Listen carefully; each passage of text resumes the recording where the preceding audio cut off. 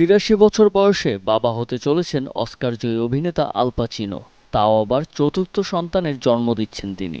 এতটুকু খবরেই যদি অবাক হয়ে যান তাহলে আরেকটু অপেক্ষা করুন, কেননা আল পাচিনোর প্রেমিকার বিষয়ে জানার পর হয়তো আপনার চক্ষু চড়ক গাছে উঠবে। হলিউডে গডফাদার খ্যাত এই অভিনেতা প্রেমে মজেছেন ৫৪ বছর বয়সের ছোট এক প্রযোজকের। ভাবা যায় অর্ধশত বছরের পার্থক্য থাকার পরেও এই অভিনেতার সন্তানের মা হচ্ছেন ২৯ বছর বয়সী নূর আল ফাল্লাহ। সবাইকে অবাক করে দিয়ে আল পাচিনোর ৮২তম জন্মদিনে প্রথমবার নূরকে প্রকাশ্যে আনেন তিনি।